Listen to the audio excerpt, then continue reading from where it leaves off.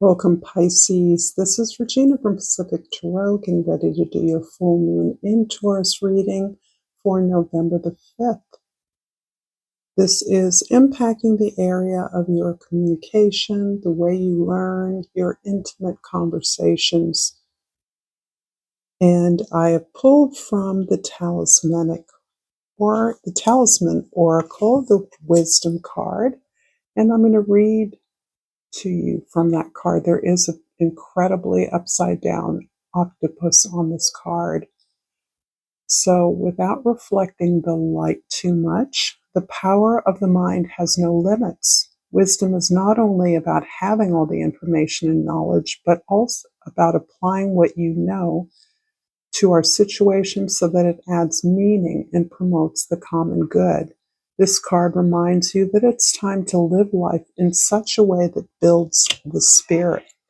The octopus on the card is upside down, and it invites you to look for alternative perspectives to broaden your vision. Sometimes all it takes is to distance ourselves from the situation to see more clearly what's best for us and everyone we love.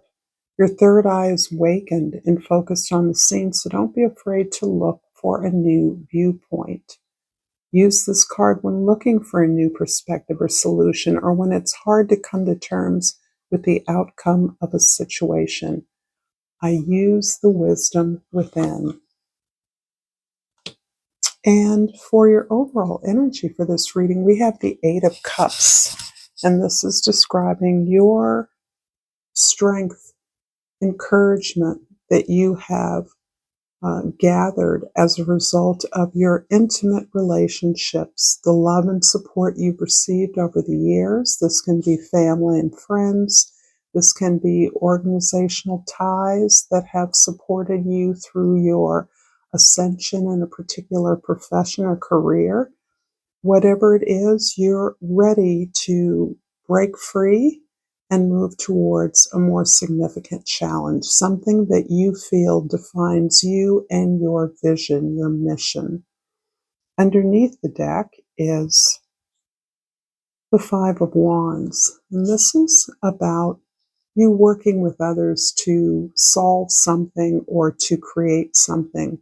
It feels as though you are perhaps working towards an alternative or moving towards building a new resource in order to solve something as part of a group. You're bringing something to that group that is going to enhance its options in terms of solving a particular problem. So this feels very specific to me. In the 10th house, the house of your social identity, the way others see you, the Nine of Swords. You've been really trying to work through, it feels like a cycle of hardship, of difficulty, even of betrayal. And what is interesting about this is that I believe that the successes you're experiencing are somehow a result of a way that you have been pushed into a particular activity or profession or way of practicing that profession through a series of betrayals or manipulations by others. So it feels like you haven't gotten your more deserved place in an organization or as part of an effort because others are threatened or feel in competition with you.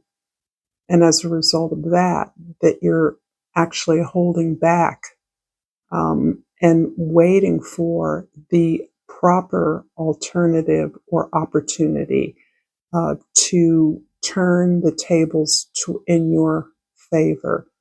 I do believe this is why you may be looking at an opportunity beyond your current environment, recognizing that the opportunity to pursue a goal is you have been prepared for by the conflicts and the challenges in your current team, your current organization or work.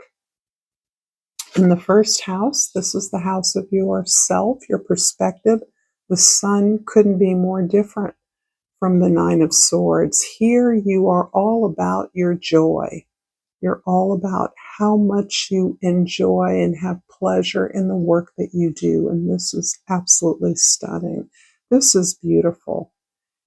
Your methods, your path, your journey is one filled with laughter, light, beauty, joy, generosity, helping others, and a lot of playfulness, a lot of feeling good to be alive, a lot of sense of privilege to be on such a beautiful planet as a unique and original self.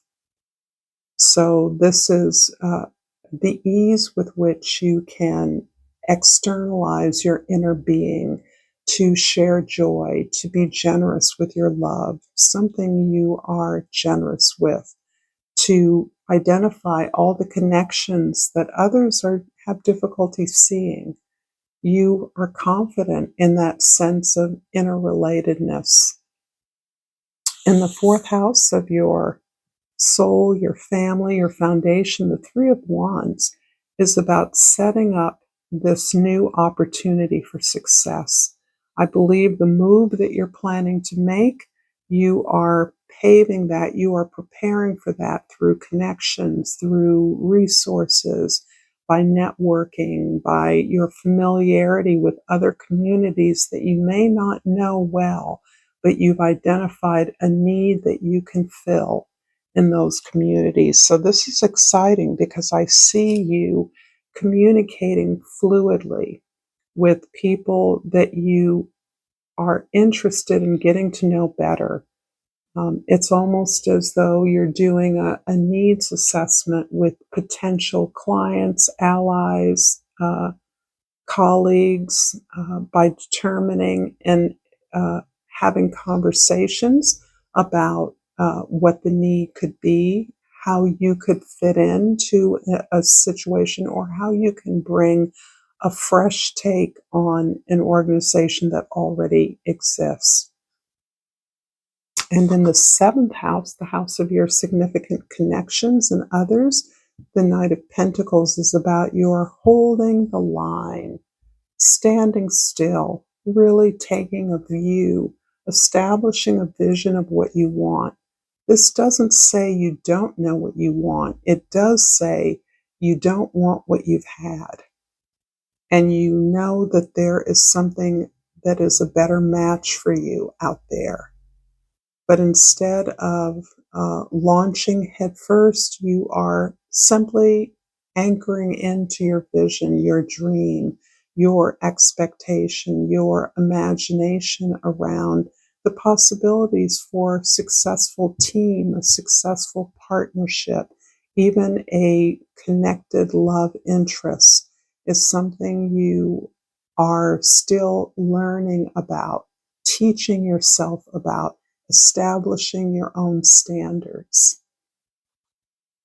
I am going to clarify these cards with the Wreath-Reel or Shadow Work deck, and we'll finish off this reading with a crystal oracle. If you're enjoying this reading, please like this video and subscribe to my channel, Pacific Tarot. I enjoy your comments immensely. Thank you so much for those.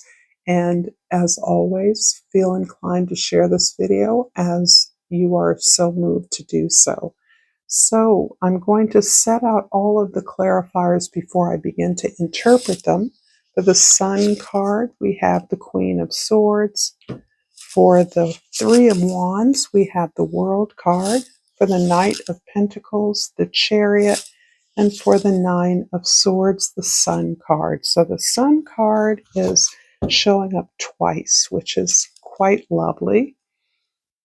I'm starting with the first house. The Sun here is clarified by the Queen of Swords, which tells me that you are able to teach, show, or engage others in conversation about the joy of experience, the joy of the work you do, reminding others, getting others on track, uplifting the purpose of the work you do, placing it where it belongs, not taking it lightly, but taking it seriously while still honoring the pleasure, the joy, the playfulness that can exist when you're creatively engaged, when you're building on your gifts.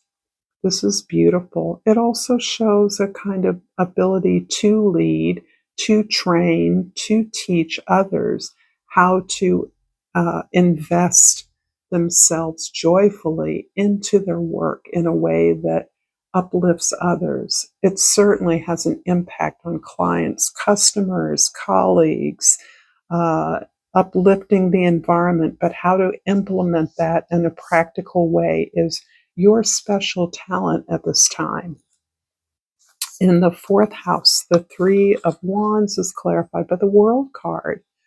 I do feel that this new effort, this alternative that you're exploring, is closing out a way in which you have been perhaps manipulated, used by others, in some part because of your openness, because of your joyfulness, because of your groundedness in authentic relationships.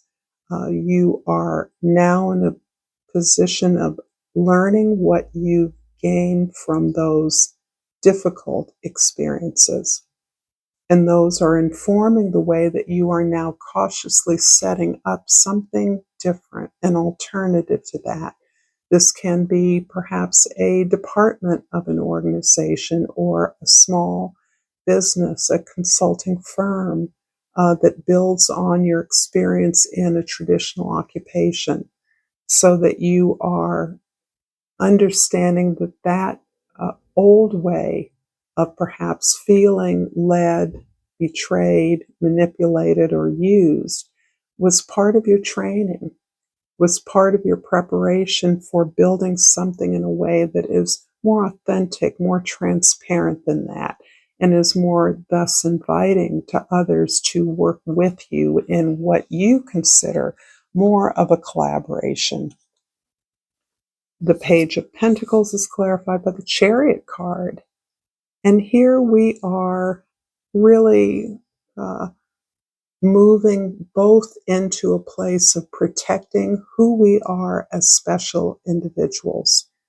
And this is grounded in that self-acceptance, that self-respect, that you're born the way you are with your gifts and talents for a reason. And that in order to focus that energy, you cannot allow yourself to give in to all the distractions and requests of others.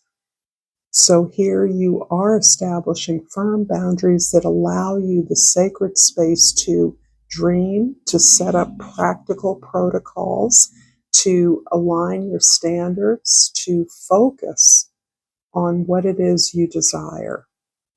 And I do see you pursuing a partnership that is clearly aware that you are a unit that is devised to build something together, something that moves beyond personal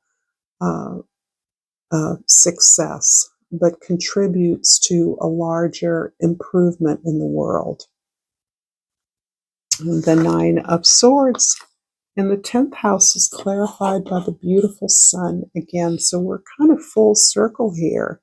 We've come back to how the history of suffering, a history of portrayal, of lies, of disappointment, of hurts, has been transformed by you. It's kind of miraculous how this has occurred. The wisdom that you've gained from this, it leads me to believe that this is really about coming of age, family of origin, some social conditioning that you experienced as fundamental to your upbringing has been transformed by your experience in the world.